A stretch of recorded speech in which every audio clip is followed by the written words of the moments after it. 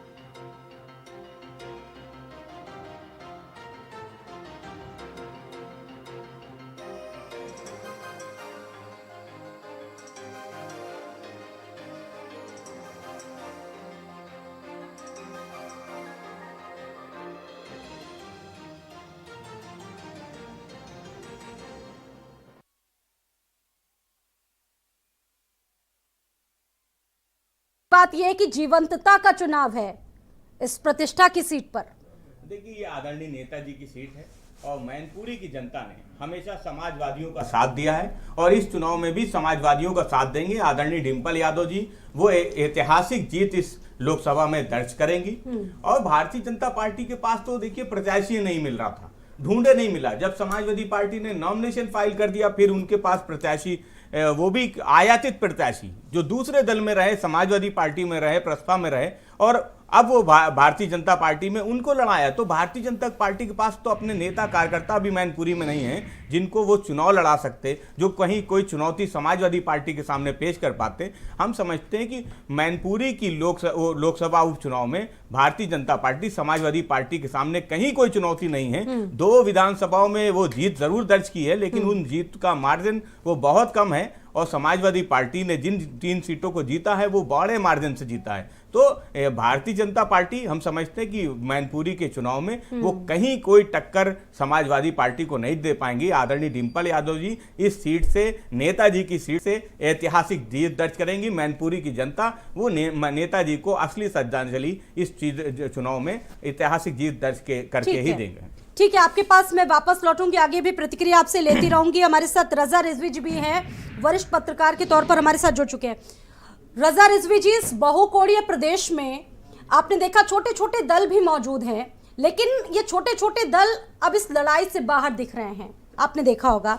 और बड़ी बात ये द्विपक्षीय लड़ाई है समाजवादी पार्टी और बीजेपी के बीच में, कैसे देख रहे हैं? ये सही है कि इस चुनाव में जाहिर सी बात है राजभर ने भी अपना कनीर उतारा है, लेकिन राजभर का वहाँ क्या होगा तो वजूद अभी समय बताएगा। लेकिन ये भारतीय जनता पार्टी और समाजवादी पार्टी मुखर होकर के, कि बीएसपी ने तो मना ही कर दिया कि हम चुनाव में नहीं उतरेंगे। हाँ। तो इसलिए जाहिर सी बात है, और हमें लगता है कांग्रेस भी अपना प्रत्याशी अभी तक घोषित नहीं किया है, तो हमें लगता है कांग्रेस भी शायद न उतारे। देखिए ये समाजवादी पार्टी 1992 में गठित हुई थी। हाँ। उसके बाद 1996 से लगातार टिल नाउ आज तक, यानी मुलायम सिंह यादव की पूरी जिंदगी तक लगभग 6 बार जो है वो मेंबर ऑफ पार्लियामेंट वहां से रहे। ठीक है। और आप देखिए जो मैनपुरी जो लोकसभा है उसकी जो स्थिति समझने की जरूरत है। मैनपुरी जनपद से 4 जो है उसमें विधानसभाएं हैं, और आप समझिए 4 जो विधानसभाएं हैं उसमें जयवीर सिंह जो है वो रहने वाले तो करहरा फिरोजाबाद के हैं। हाँ। लेकिन वो मैनपुर से विधायक हैं और इस वक्त बहुत पावरफुल मिनिस्टर उत्तर प्रदेश में हैं। और आप देखिए वहाँ से जो है वो अग्निहोत्री जीते हुए हैं, और अग्निहोत्री जी जो है वो बहुत ज़्यादा वोट से नहीं जीते हैं। हाँ। और वो भोगांव से जीते हैं, भोगांव विधानसभा से। और एक विधानसभा जो है वहाँ पर है जो है किशनी, जो सुरक्षित है। वहाँ पे इंजीनियर जो है वो ब्रजेश कटहरिया समाजवादी पार्टी से जीते हैं, और करहल से जो है वो अखिलेश यादव जीते हैं। जाहिर सी बात है, विधानसभा विपक्ष के नेता हैं। और 4 विधानसभा, लेकिन है 5 विधानसभा मैनपुरी में। तो जो इटावा जनपद में जसवंत नगर है, हाँ। जसवंत नगर विधानसभा से शिवपाल जी जीते हैं। हाँ। अब इसकी गणित समझना बहुत जरूरी है जी। वहाँ के लोकसभा की। आप देखिए कि जब टिकट देने की बात थी तो जो है वो अखिलेश यादव की बीवी का जो है वो नाम घोषित हो गया था। हाँ। टिकट के लिए कि साहब वो समाजवादी पार्टी से लड़ेंगी, वहाँ की बहू है वो, घोषित हो गया। लेकिन भारतीय जनता पार्टी ने अपना कोई भी कैंडिडेट का नाम घोषित नहीं किया था। लेकिन जिस दिन चुनाव अनाउंस हुआ उसके दूसरे दिन ही टीवी चैनल्स पे, फोटो पे, सब जगह जो है वो दिखाई देते हैं अर्पणा यादव बैठी हुई हैं, और साथ में जो है हमारे भाजपा के प्रदेश के अध्यक्ष जो है भूपेंद्र चौधरी बैठे हुए हैं। तो लोगों ने कयास ये उड़ाया कि शायद 2 बहुएं अब जो है मुलायम सिंह यादव की जो है वो चुनाव में उतरेंगी और लड़ेंगी। लेकिन मैंने आपके इसी चैनल से कहा था, और ये 5 बजे कहा आपकी था, बात देखिए सही हुई, बिल्कुल सत्य कहा साबित था हुई। कि अर्पणा यादव को भारतीय जनता पार्टी टिकट नहीं देगी, क्योंकि हाँ। भारतीय जनता पार्टी की अपनी मेंटलिटी रहती है, जो पहले दिख जाता है वो फिर उसको नहीं देती है टिकट। ये टिकट जो फोटो आ गया और चौधरी के साथ फोटो आ गया कि साहब अध्यक्ष से मिल गई तो टिकट मिलेगा। मैंने कहा था आपके इसी चैनल पर किसी शाक्त समुदाय को वहां से टिकट मिलेगा। नाम मुझे नहीं पता था, लेकिन जो हालात थे उस हालात के हिसाब से मैंने कहा। और देखिए रघुराज शाक को उन्होंने उतारा, और रघुराज शाक ने बहुत समझदारी से, जाहिर सी बात है समाजवादी पार्टी के वो रहे हैं, एमपी भी रहे हैं, एमएलए भी रहे हैं, और शिवपाल जी के बहुत ही प्यारे रहे हैं, उनके प्रसपा के अध्यक्ष रहे हैं। आप देखिए टिकट पाने अनाउंस होने के बाद वो मुलायम सिंह यादव जी के जहाँ पर उनकी अर्थी रखी गई थी वहां जाकर के उन्होंने नमन किया, और उसके बाद उन्होंने काम शुरू किया। तो जाहिर सी बात है एक बड़ी बात इसने जो उठ के आई है, वो बड़ी बात उठ के ये आई है कि शिवपाल यादव को मनाने के लिए, अब मनाने के लिए कह दिए या चाचा हैं, उनकी इज्जत करने के लिए उनके पास गए अखिलेश। और जाने के बाद ये अच्छा किया, अखिलेश को जाना भी चाहिए, और गए वो। और देखिए एक बात इसमें जो स्वाति जी बहुत छिपी हुई है, हाँ। और वो बात ये छिपी हुई है कि अगर मुलायम सिंह यादव की परंपरागत सीट समाजवादी पार्टी हार जाती है तो आप समझिए पूरे घर समाजवादी पार्टी के जितने लीडर हैं सबकी जो है नाक कट जाएगी। क्योंकि मुलायम सिंह यादव जब जिंदा थे तब समाजवादी पार्टी की दूसरी स्थिति थी। अब मुलायम सिंह यादव नहीं जिंदा है तो अब समाजवादी पार्टी अखिलेश के हाथ में है। अब अखिलेश समाजवादी पार्टी को चला रहे हैं, वो राष्ट्रीय अध्यक्ष हैं। अगर कहीं गड़बड़ा गई सीट तो आप समझिए कि यानी बहुत कि पूरे यादव परिवार की जो प्रतिष्ठा है आपके हिसाब से दांव पर लगी है इस हाई प्रोफाइल। और अगर रघुराज हार गए, सुन लीजिए, अगर रघुराज हार गए तो एक मैसेज चला जाएगा कि भारतीय जनता पार्टी उत्तर प्रदेश में कमजोर हो रही है। बिल्कुल। तो इसलिए दोनों की दांव लगी हुई है और दोनों बिल्कुल करो मरणों की करो या मरो वाली स्थिति है। ठीक है, आपके पास मैं वापस लौटूंगी क्योंकि और मेहमान भी हमारे साथ जुड़ चुके हैं इस चर्चा में। रोहित अग्रवाल जी भी हमारे साथ मौजूद हैं, विकास जी भी मौजूद हैं और बीजेपी प्रवक्ता इस वक्त हमारे साथ कौशल कांत मिश्रा जी भी इस वक्त डिबेट में मौजूद हैं। एक टिप्पणी आपसे ले लेती हूँ, कौशल कांत मिश्रा जी, कैसे देख रहे हैं पूरा चुनाव लहर?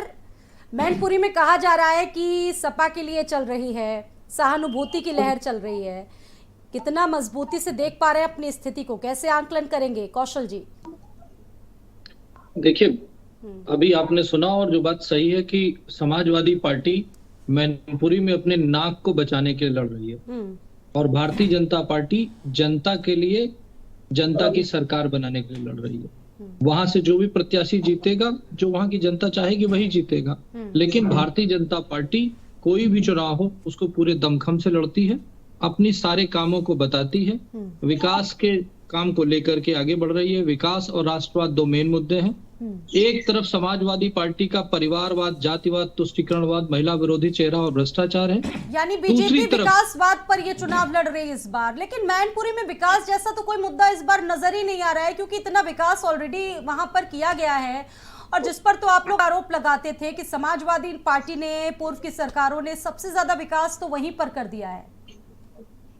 जी, विकास की बात कहां से आती, आप ये देखिए, विकास हो गया था, वो सड़कें बन गई, मान लीजिए थोड़ा डेवलपमेंट हो गया, लेकिन जो शौचालय दिए, जो गैस का कनेक्शन दिया, जो बिजली का कनेक्शन दिया, जो गरीबों को मकान दिए, जो 5 लाख का आयुष्मान भारत योजना का कार्ड दिया, तो ये जो काम है, ये सरकार, ये कोई मैनपुरी का कोई सांसद या नहीं दे सकता, तो वो सरकार ही दे सकती थी। और वो भारतीय जनता पार्टी की सरकार है, जिसने वहां पर एक बहुत बड़े वर्ग, जिसको लाभार्थी कहते हैं, जो जाति और धर्म से ऊपर है, उसके लिए काम किया है और उनको बचाने की कोशिश की है, जो किसी भी वजह से कोविड की महामारी में अपने आप को संजो नहीं पा रहे थे, ठीक से चला नहीं पा रहे थे, उनके लिए सारे काम किए हैं और डेवलपमेंट किया है।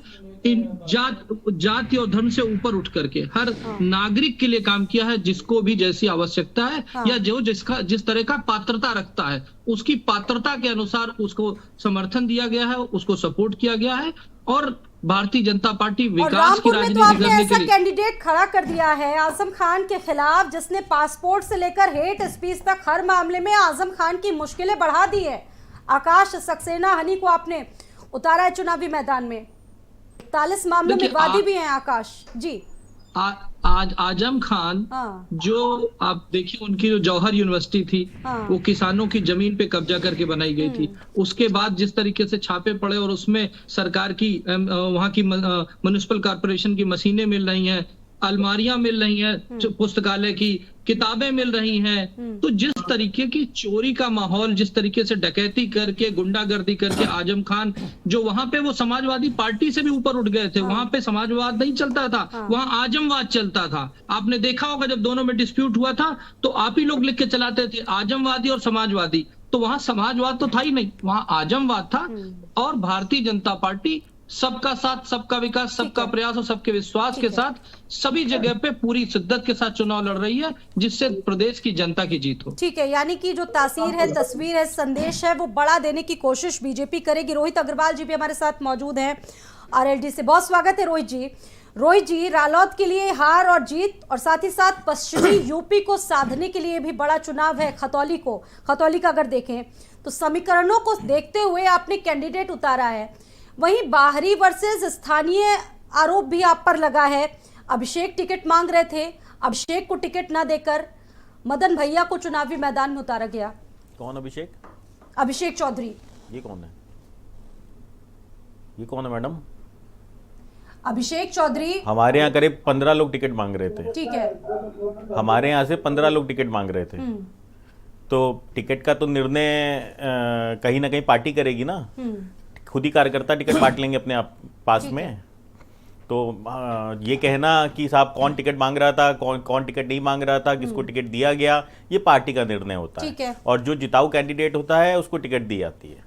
और जो भी व्यक्ति चुनाव जीतने में सक्षम हो, सरकार से लड़ने में सक्षम हो, क्योंकि भाजपा चुनाव तो लड़ नहीं रही है भाई। ये जो उपचुनाव हो रहा है, ये क्या भाजपा लड़ रही है? लड़ ले भाजपा, उसके बाद बात करेंगे जीतने और हारने की।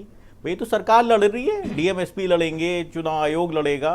तो जब जिस तरीके से आप चुनाव लड़ रहे हो, तो हमें कहीं ना कहीं मजबूत कैंडिडेट देना हमारा फर्ज बनता है। एज अ विपक्ष, हम विपक्ष हैं, विपक्ष हमारी जिम्मेदारी है जनता के प्रति। हमारी जवाबदेही किसी व्यक्ति विशेष के प्रति नहीं है, हमें जनता के प्रति जिम्मेदारी है। भारतीय जनता पार्टी ने 2022 का मैनिफेस्टो दिया था, और उसका क्या हुआ? उस मैनिफेस्टो का आज 8 महीने की सरकार हो गई है, उस मैनिफेस्टो में से कोई भी काम पूरा किया क्या भारतीय जनता पार्टी ने? जब कोई भी काम आपने नहीं पूरा किया, अच्छा मुद्दे क्या है इस बार चुनावी? नहीं, मैं बता रहा हूं मैडम, मुझे प्लीज बिल्कुल बोलने तो दीजिए, कंटिन्यू कीजिए सर। तो देखिए, स्थिति ये है कि अभी भारतीय जनता पार्टी प्रवक्ता बात कर रहे थे परिवारवाद की। कहां पे हुआ है परिवारवाद मित्र? ये भी तो बताओ, कहां हो गया परिवारवाद? हाँ, खतौली में हुआ है परिवारवाद। विक्रम सैनी जो कि मुजफ्फरनगर दंगों का दोषी पाया गया है, पूर्व विधायक जिसकी वजह से वो सीट खाली हुई है, उसकी पत्नी को टिकट देने का काम किया है भारतीय जनता पार्टी ने। तो बिल्कुल परिवारवाद, तो भारतीय जनता पार्टी पूरी तरीके से लिप्त है परिवारवाद के अंदर। आप दोषियों के साथ खड़े हुए हैं, क्योंकि विक्रम सैनी मुजफ्फरनगर दंगों का जो दोषी है उसके परिवार को आप टिकट दे रहे हैं। इसका मतलब यह है कि आप उसके परिवार को संरक्षण देने का काम कर रहे हैं। यह भी सिद्ध होता है कि कौन दंगे भड़काने वाला है और कौन दंगों में पानी डालने वाला है। जनता ने देख लिया, पूरी तरीके से देख लिया। तो भारतीय जनता पार्टी का चाल चरित्र और चेहरा पूरी तरीके से जनता के सामने आ चुका है। और चुनाव तो बिल्कुल मुद्दों पे ही होना चाहिए। हाँ। हमने चैलेंज किया है, माननीय जयंत चौधरी जी ने चैलेंज किया है। हाँ। खुला चैलेंज है, आपके टीवी पे भी मैं रिपीट कर दे रहा हूं कि 5 दिसंबर से पहले गन्ना किसान का रेट घोषित नहीं करेगी भारतीय जनता पार्टी। हाँ। अब आप मुझे ये बताइए कि कौन सा ऐसा व्यापार है या कौन सी ऐसी चीज है जिसमें हमने अपनी फसल का हमें रेट ही नहीं पता और हम मिल मालिक क्या उतारे चले जा रहे हैं, जबकि पिछले साल सितंबर में रेट घोषित हुआ था। इस बार भारतीय जनता पार्टी की मंशा साफ नहीं है किसानों के प्रति। इन्होंने किसान की आय 2 गुना करने का वादा किया था और वहीं किसान की लागत 2 गुनी हो चुकी है, पर आय घटती चली जा रही है। और भारतीय जनता पार्टी की नीयत साफ नहीं है। हमने खुला चैलेंज किया है, हमारा एक ही मुद्दा है, किसान का रेट घोषित करो। और भी ऐसे बहुत सारे मुद्दे हैं जिन पर आरएलडी चुनाव लड़ रही है, सपा मिलकर चुनाव लड़ रही है आपके प्रत्याशी को, इसीलिए आपने मैदान में उतारा। ठीक है, विकास भी हमारे साथ मौजूद है, विकास श्रीवास्तव जी कांग्रेस से। विकास जी, कांग्रेस नहीं नजर आ रही कहीं पर भी इन चुनावों में? देखिए, हम इस चुनाव में ये अवसर नहीं देना चाहते हैं कि हमारी वजह से किसी पार्टी को नुकसान हुआ, खास तौर से समाजवादी पार्टी या बसपा ये कहने के लिए नहीं है कि कांग्रेस की वजह से वोटों का बंटवारा हो गया और भारतीय जनता पार्टी ने सफलता प्राप्त कर ली। क्योंकि और एक राजनीतिक शिष्टाचार भी है कि आदरणीय मुलायम सिंह जी की पार्टी ने हमारे शीर्ष नेताओं के खिलाफ कभी भी अपना कैंडिडेट नहीं उतारा। उनके देहांत के बाद उनकी पुत्रवधू चुनाव लड़ रही है। और रहा सवाल हमारी राजनीतिक क्षमता का, डिम्पल जी को ही हराकर राज बब्बर जी सांसद हुए थे 2009 के उपचुनाव में। तो कांग्रेस पार्टी अपनी पूरी सांगठनिक ढांचे को तैयार करने में लगी है और मुद्दा आधारित विकास परक राजनीति में किसी भी तरीके से भारतीय जनता पार्टी को जीतने का कोई कवर फायर देना नहीं चाहती है, जिस तरीके से बसपा कर रही है या अन्य दल कर रहे हैं। क्योंकि बहुत सारे लोग ऐसे हैं मित्र जो खुद तो चुनाव नहीं जीत सकते हैं, पर वो लगातार भारतीय जनता पार्टी की जो नफरत विघटन की जो सोच है उसको मजबूत करने के लिए हर चुनाव में पार्टिसिपेट कर रहे हैं। कोई हैदराबाद से एक मित्र उनके आ जाते हैं और दूसरी उनकी बसपा की सुप्रीमो मायावती जी वोटों का ध्रुवीकरण करवाते हैं और उसको किसी तरीके से ये स्थापित करने की कोशिश करते हैं। एक सामान्य निर्णय है या फिर इसके पीछे सोची समझी रणनीति है कांग्रेस की 2024 के लिए? एक बड़ा धरातल, एक प्रयोग शायद इसके तौर पर कांग्रेस इसे देख रही हो? विकास, देखिए, इसको हम तो यही कहते हैं कि इसको रणनीति के तौर पे ही देखना चाहिए। क्योंकि एक पार्टी 2017 से लगातार बहुजन समाज पार्टी जिसका नाम है, उसने अच्छे खासे अपने वोटों के सामने एक ऐसा प्रतिबिंब बना के रखा है कि हम बस भाजपा को केवल कवर फायर देंगे। आप चाहे गुजरात के सारे लोकसभा विधानसभा चुनावों को देख लीजिए, अगर कहीं भी कांग्रेस पार्टी को नुकसान हुआ है पर बसपा वहां से एक सीट नहीं निकाल पाई, पर वो काम करने वहां जा रही है। बिहार के चुनाव में भी इसी तरीके से बहुजन समाज पार्टी पहुंची थी बीजेपी को मदद देने, पर वहां भी मुखी खानी पड़ी। पर जहां पर कांग्रेस बसपा की बात कर रहे हैं, लेकिन बसपा का जो कोर वोटर है वो फर्क डालेगा जहां पर वो चला जाएगा, जीत शायद उसी की हो जाएगी। अरे नहीं, चुनावों को देखिए ऐसा है कि बीएसपी के कोर वोटर तो बचा नहीं है। इसमें पर बहुजन समाज आंदोलन से जो जुड़े हुए लोग हैं उनको महेंद्र कुमारी मायावती जी की तरफ से हमेशा बरगलाया गया है। उसका परिणाम आपने देखा होगा कि अमेठी का लोकसभा चुनाव जो 2019 में हुआ, लगातार कांग्रेस से ही ताकत लेते हैं ये लोग और कांग्रेस को ही खत्म करना चाहते हैं। क्योंकि राष्ट्रीय स्तर पर बीजेपी हमसे लड़ती है नेट टू नेट, और बीजेपी से अगर कोई लड़ सकता है तो राष्ट्रीय स्तर पर वो कांग्रेस पार्टी लड़ सकती है। इसलिए हमको समान विचारधारा के लोग जो सांप्रदायिकता और इस देश का विखंडन करने वाली जो ताकतें हैं उनको परास्त करने के लिए कहीं ना कहीं राजनीतिक समझौते करने पड़ते हैं, जिसमें उपचुनाव में महत्वपूर्ण है कि हम ये बात जनता के बीच में स्पष्ट कर दें कि कौन बीजेपी के साथ में है और कौन सांप्रदायिक ताकतों से लड़ने में सक्षम नहीं है। ठीक है, क्योंकि रजत हम इस तो बीच सबको कांग्रेस लेके ने तो चलते हैं, क्लियर कर दी बात, सवर्ण हो, लेकिन बैकवर्ड बहन हो, जी दलित हो, ने सबको भी साथ अपने लेके पैर चलते अपने हैं। कदम पीछे कर दिए, लेकिन आजमगढ़ में गुड्डू जमाली को तो खड़ा कर दिया था उन्होंने। देखिए हाँ, ये भी रणनीति थी। जब निरहुआ जी चुनाव जीते थे उसका विकास मेन जी, कारण यह था कि जिस विकास जी। गुड्डू जमाली को बहुजन समाज पार्टी की बहन जी ने पार्टी से निकाल दिया था 1 महीना पहले, वो कांग्रेस परिसर में घूम रहे थे, हम लोगों से टिकट मांग रहे थे। बाद में लोकसभा का जब उपचुनाव आया तो वो गुड्डू जमाली बसपा से कैंडिडेट हो जी गए। विकास जी, तो ये स्पष्ट नहीं करता ये बात। ठीक है विकास जी, आपके पास मैं वापस लौटूंगी और ये कवर फायर देने और के लिए लोगों को भी बीजेपी समय की देना है, मदद मौका करने के देना है। लिए ठीक है, आती ठीक है, आपके पास मैं वापस लौटूंगी। विकास जी, 2 अपनी बार थोड़ी जो सी है वो स्वाति जी ने हमसे सवाल पूछा, लेकिन आप वो सवाल का जवाब देते चले जा रहे थे। मुझे लगता है वो सुन नहीं पाए। आप क्या नहीं, 2 बार भी हमारा नाम लेके उन्होंने कहा, लेकिन आप अपनी बात करते रहे। चलिए कोई बात नहीं है, इस पर ध्यान रखिए वैसे कि किसको कहा जा रहा है, किसको नहीं कहा जा रहा है बोलने के लिए। वो अच्छा लगता है तरह से। आप जब बोलने लगे तो मैं चुप हो गया। स्वाति जी ने बहुत अच्छी बात कही है। स्वाति जी ने बहुत अच्छी बात कही है कि भाई जब मायावती चुनाव नहीं लड़ रही है यहाँ, तो जाहिर सी बात है कि बीएसपी का वोटर किधर जाएगा। देखिए, बीएसपी का वोटर अभी है, ये नहीं कह सकते कि बीएसपी का वोटर नहीं है, लेकिन उतनी संख्या में वोटर नहीं है जितनी संख्या में बीएसपी का जो है वो मतदाता पहले रहता था मायावती के साथ, बहुजन समाज पार्टी के साथ। क्योंकि वो संख्या कम हुई है, और वो संख्या कम होने के कारण ये है कि भारतीय जनता पार्टी ने बहुत सलीके से, बहुत समझदारी से उनकी बिरादरी के लोगों को पद प्रतिष्ठा पे बैठा करके, मंत्री बना करके, ऊंची पोस्टों पे पहुंचा करके, भीम ऐप बना करके और अंबेडकर जी पर पूरी बातें करके कहीं ना कहीं उनके वोटर्स को अपनी तरफ ले आए वो, और उनका वोटर आ गया।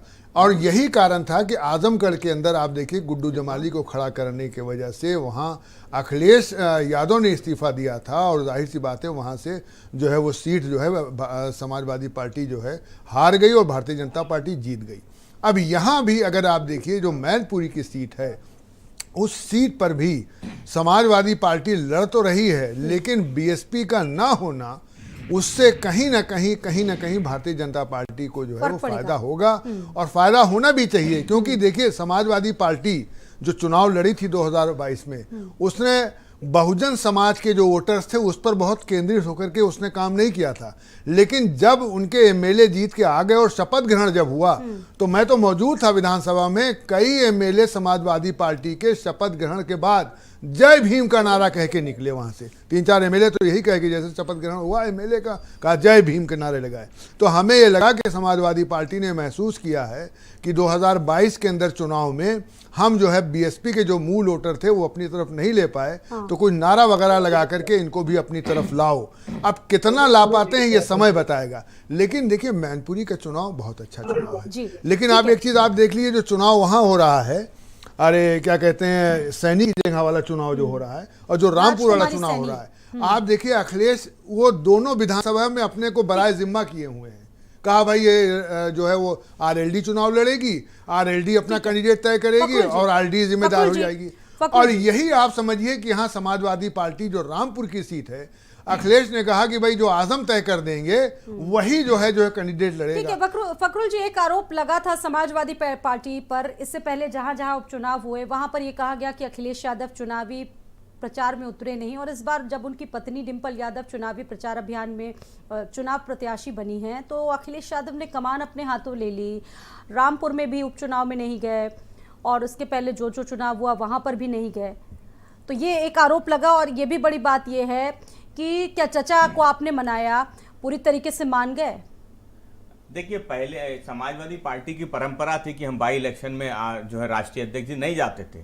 लेकिन चूंकि इस तरफ जो मैनपुरी की सीट है, जहां नेताजी जिस सीट से थे, और वो हम समाजवादी पार्टी का वो परिवार है जो मैनपुरी, तो वहां से चुनाव प्रचार भी कर रहे हैं। और अब हमने समाजवादी ने अपनी रणनीति को भी बदला है, रामपुर में भी प्रचार करेंगे, खतौली में भी प्रचार करेंगे। तो जहां तक आदरणीय चाचा की बात है, चाचा हमने पहले भी कई डिबेट में कहा कि चाचा हमेशा हमारे साथ थे, हमारे साथ हैं और हमारे साथ ही रहेंगे, और वो आज स्पष्ट भी हो गया। ये भारतीय जनता पार्टी फखरुल जी कई बार सार्वजनिक मंचों पर आकर शिवपाल यादव अपने दर्द को बयां करते, ये बात अच्छी है, पूरा परिवार एकजुट है, इसमें कोई गलत बात नहीं है, पूरा परिवार एकजुट है, एक फ्रेम में नजर आए, ये भी सभी चाहते हैं। लेकिन बड़ी बात यह कि चाचा को मनाना उतना आसान नहीं था। देखिए, जब परिवार होता है तो उसमें 4 बर्तन होते हैं तो आवाजें आती हैं, क्योंकि लोकतंत्र है समाजवादी पार्टी में। भारतीय जनता पार्टी में पूछिए, आवाज नहीं निकलती है कहीं से भी, क्योंकि आवाज नहीं आती। लेकिन दिल्ली और लखनऊ का झगड़ा है, ये सब जानते हैं। हमने तो 2017 में 2021 में देखा था कि कैसे भारतीय जनता पार्टी की साइड से नेता आदरणीय मोदी जी की और नड्डा जी की फोटो तक हटा दी गई थी।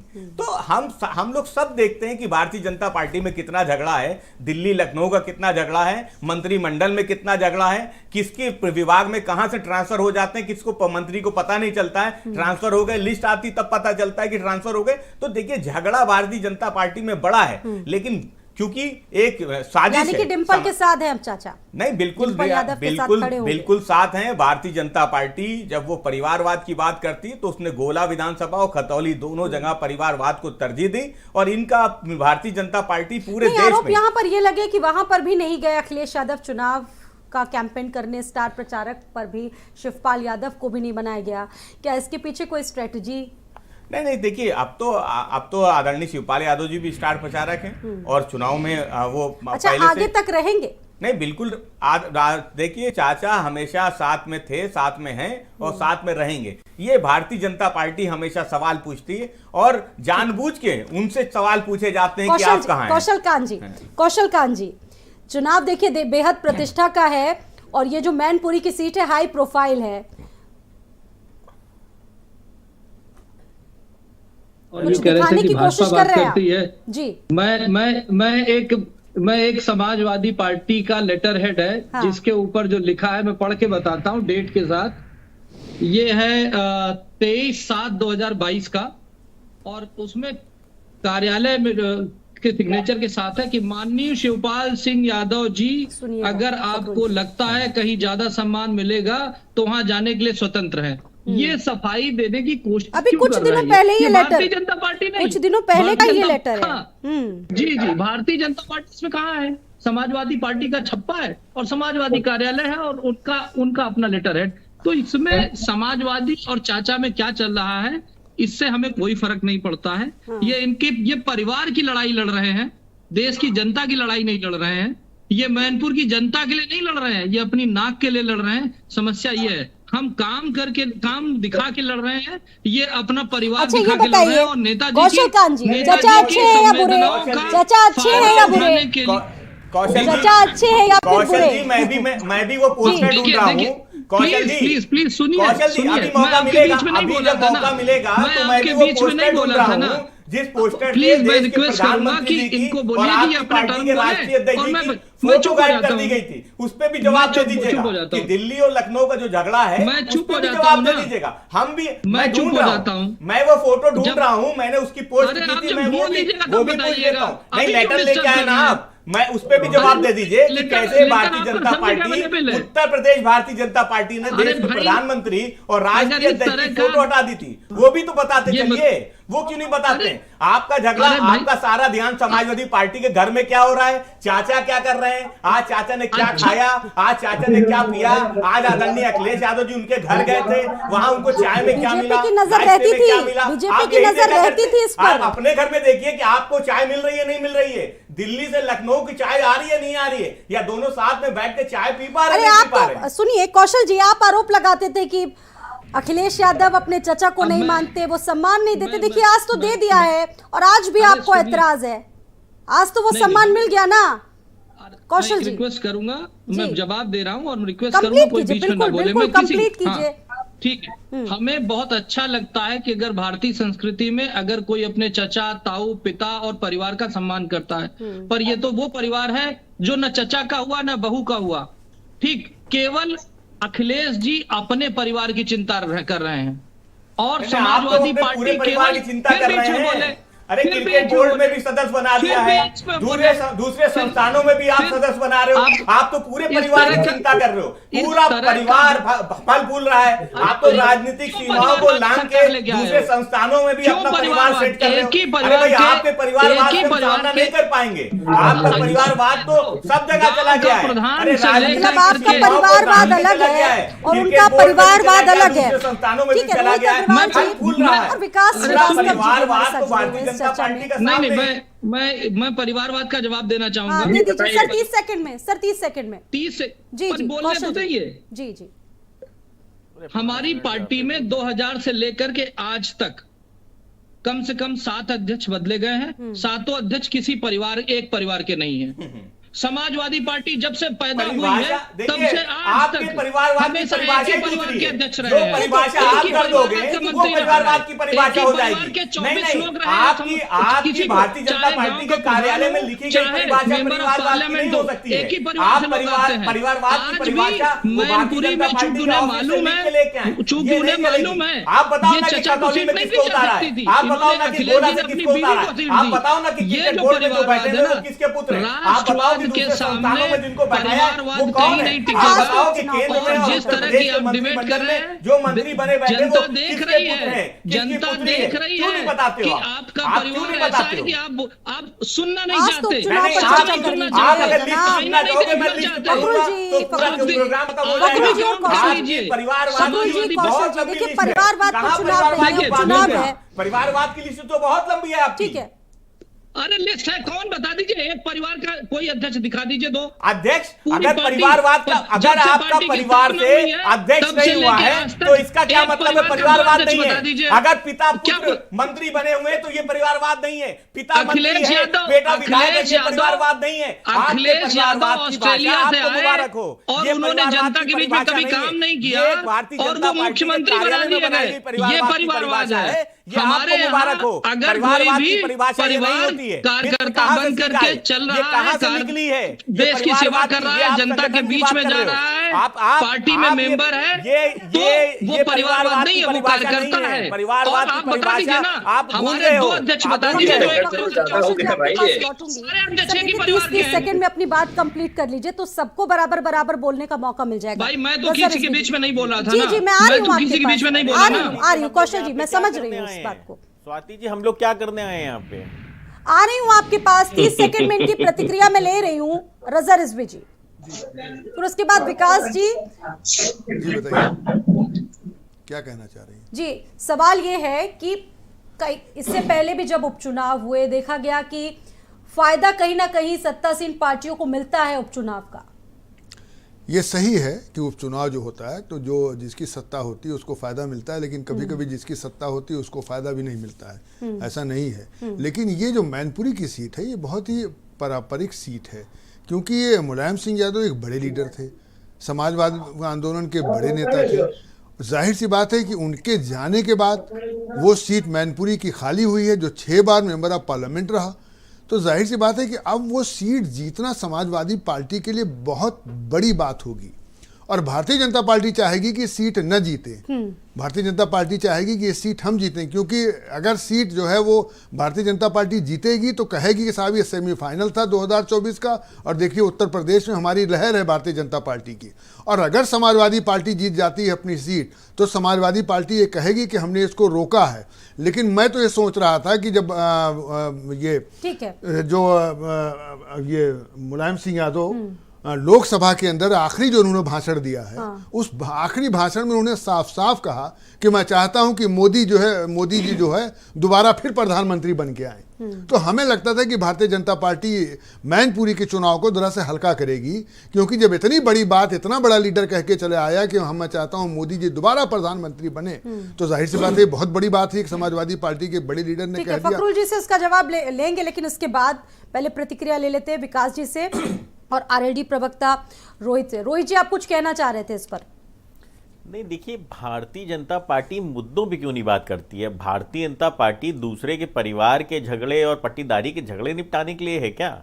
भारतीय जनता, बड़ी दुखद है स्वाति जी कि 6 साल से आप सत्ता में हैं और 6 साल बाद आपको शिवपाल यादव जी याद आ रहे हैं। 6 साल से आप कहीं भी जाके चुनाव में लड़वा के ये नहीं कह सकते कि साहब हमने ये काम किया इसलिए हमको वोट दो। वहां पे आप वोट मांग रहे हो इस नाम पे कि साहब शिवपाल यादव जी का सम्मान नहीं किया इसलिए हमको वोट दे दो। अरे बड़ी विडंबना है, मतलब गजब विडंबना है कि अब दूसरे के परिवार के भाई भतीजे के झगड़े भारतीय जनता पार्टी निपटाएगी क्या? भारतीय जनता पार्टी के पास यही काम रह गया है? अरे जो काम आपको जनता ने दिया है वो आप ठीक से करते नहीं हो। जनता ने आपको जो काम दिया है, आप कहते हो 2017 से गड्ढा मुक्त कर देंगे, एक आपने तारीख दी थी, वो तारीख आप निरंतर बढ़ाते चले जाते हो। एक वो फिल्म का डायलॉग था ना, तारीख पे तारीख। अभी 15 नवंबर दी गई थी, अब 15 नवंबर नजदीक दिखी तो 30 नवंबर कर दी, 30 नवंबर नजदीक दिखेगी तो 31 दिसंबर कर देंगे। तो मतलब ये तारीख पे तारीख वाला जो खेल है ये कब बंद करोगे? जनता के हित में कब काम करोगे? 1100 रुपए का सिलेंडर हो गया है, 100 रुपया डीजल पेट्रोल पार हो गया है, मतलब बेरोजगारी की इंतहा हो गई है। ठीक है, स्थिति। अरे जवाब लेंगे कौशल स्वाति जी, सर, सुन तो लीजिए, सारी बात तो कौशल जी से ही कर ली, उसके बाद जवाब लीजिएगा कौशल जी। सर मैं आ रही हूँ सर, रोहित जी। चलिए विकास जी, तारीख ये वही लोग हैं जो कहते हैं। विकास जी अपना सवाल पूछिए, उसके बाद कौशल जी आपके पास आ रही हूँ, फिर जवाब लूंगी आपसे। देखिए विपक्षी पार्टियां सवाल उठा रही हैं। क्या सवाल? विकास जी आप कुछ सवाल पूछना चाहें बीजेपी से, आपका कोई सवाल हो? क्योंकि आपने पहले ही क्लियर कर दिया कि फिलहाल निकाय चुनाव पर फोकस है, 2024 को लेकर धरातल मजबूत कर रहे हैं हम लोग।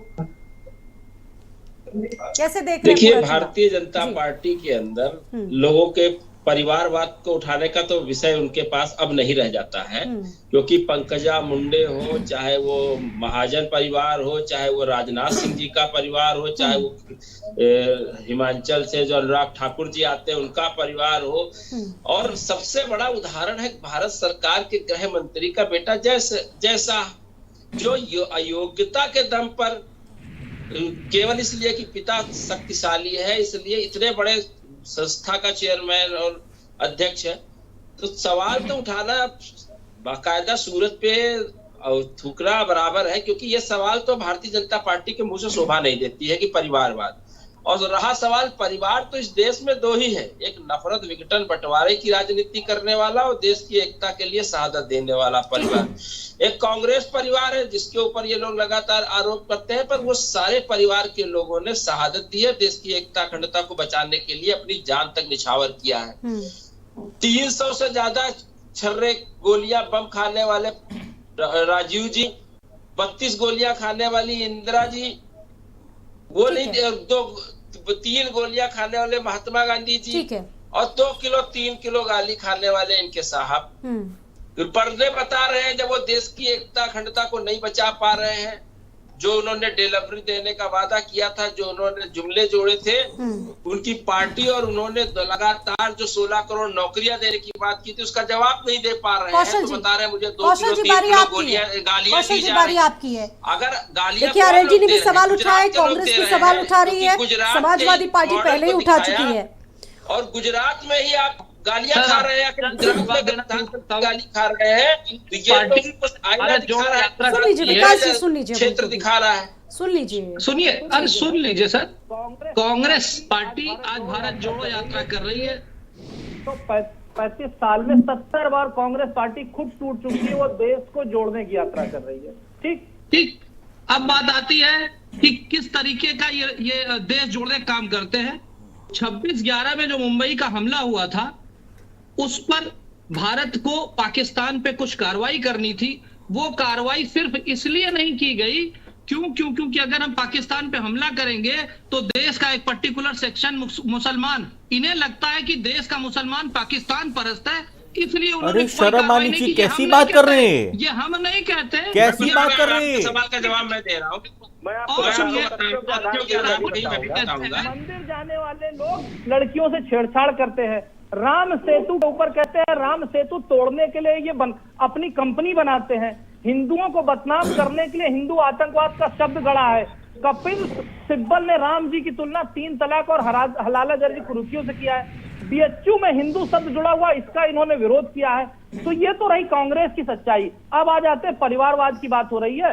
परिवारवाद इसे कहते हैं जब एक परिवार सरकार चलाता है और वही पार्टी चलाता है, जैसे कांग्रेस, सोनिया और सोनिया का बेटा, उसके पहले राहुल गांधी, उसके पहले इंदिरा गांधी, उसके पहले जवाहरलाल नेहरू, एक ही आदमी जहां जहां ये गए कांग्रेस टूटती गई।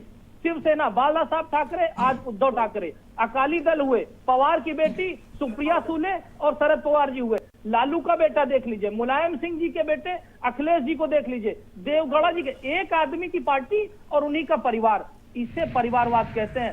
भारतीय जनता पार्टी में दुनिया के सबसे ज्यादा परिवार है और लंबी चौड़ी लिस्ट है कौशल जी के पास।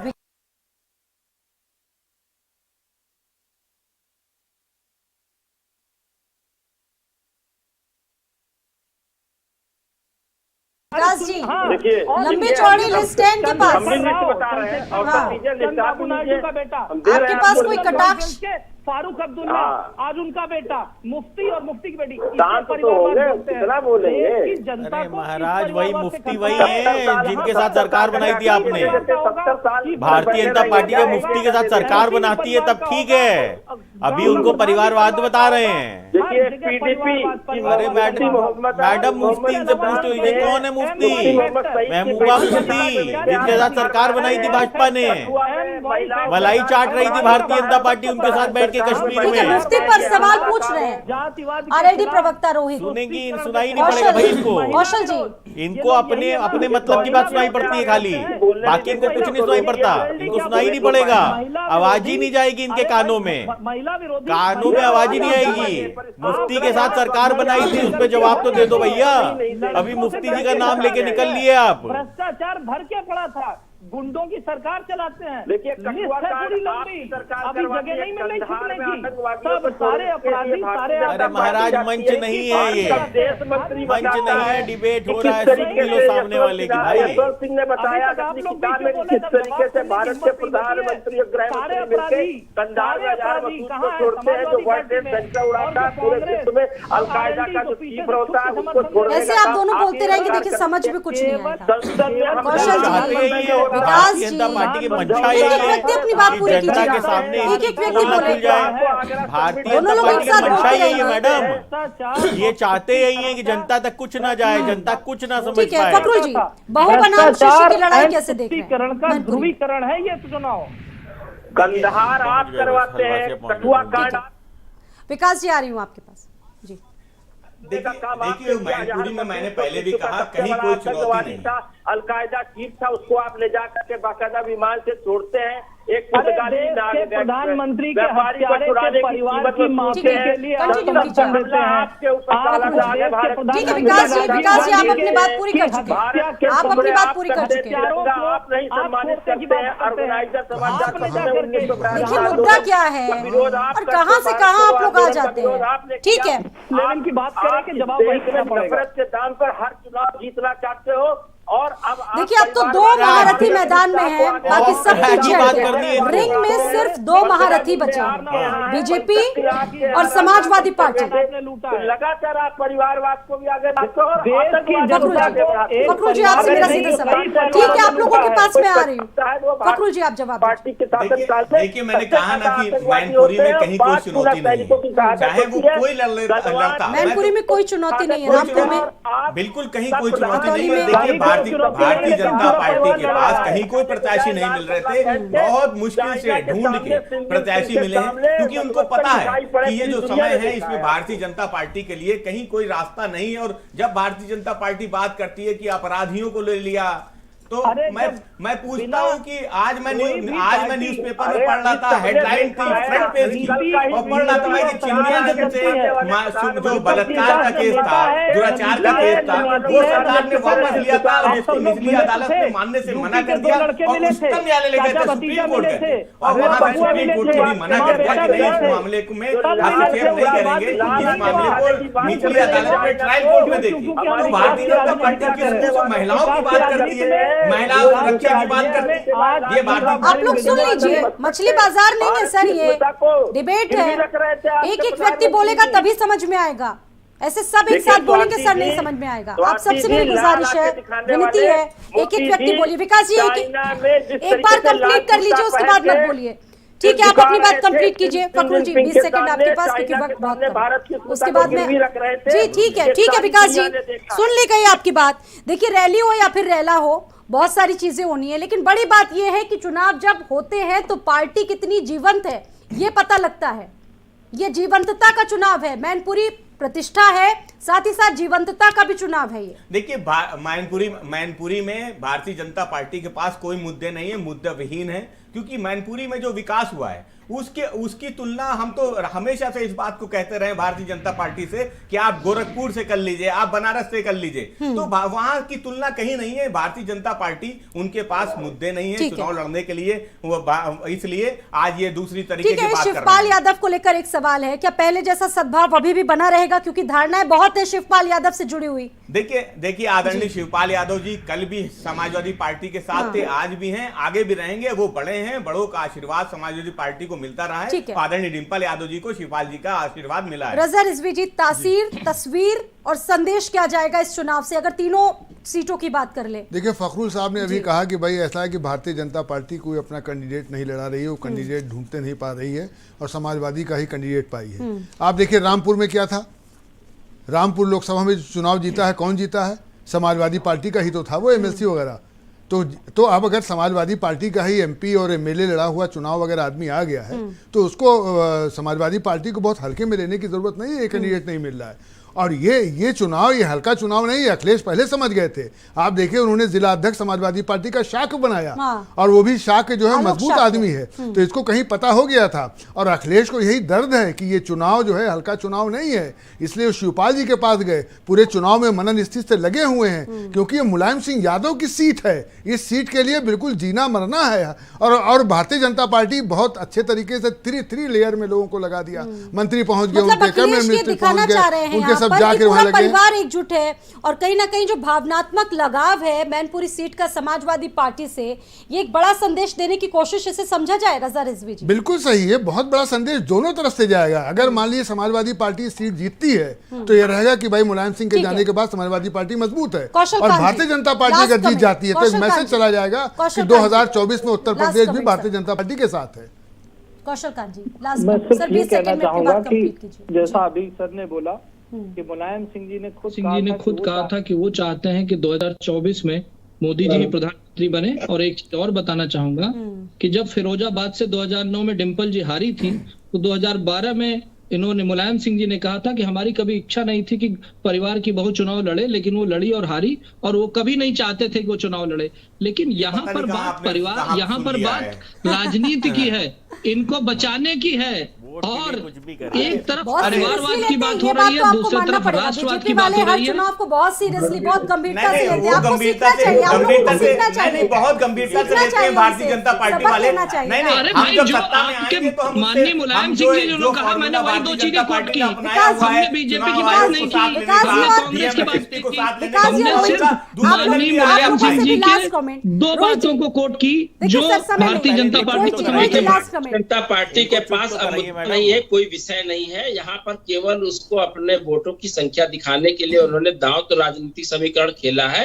पर ये चुनाव आदरणीय मुलायम सिंह जी के लिए है और कांग्रेस और बसपा जिस तरह मैदान में नहीं है, इसलिए उनके सामने अब चुनौतियां भी उतनी सुलभ है। और इस सुलभ चुनौती के बीच में कराइए विकास जी को। अरे ठीक है सर, 10 सेकंड में अपनी बात। विकास जी ठीक है, बहुत शुक्रिया आप सभी का। विकास बहुत शुक्रिया। देखिए समय नहीं है मेरे पास में चर्चा को आगे बढ़ाने का। आप सभी का बहुत बहुत शुक्रिया, आपने अपना कीमती वक्त निकाला, इस चर्चा में हिस्सा लिया और अपनी जो प्रतिक्रियाएं हैं वो लोगों के सामने पहुंचाई। चुनाव बेहद महत्वपूर्ण है, लेकिन अब बारी जनता की है। जनता का जनादेश किसे जाता है ये देखना बहुत रोचक, बहुत दिलचस्प होगा। लेकिन फिलहाल ये जो लड़ाई है बहुकोणीय प्रदेश की, बहुत दिलचस्प, बहुत महत्वपूर्ण। इसी के साथ कुरुक्षेत्र में इतना ही, इजाजत दीजिए।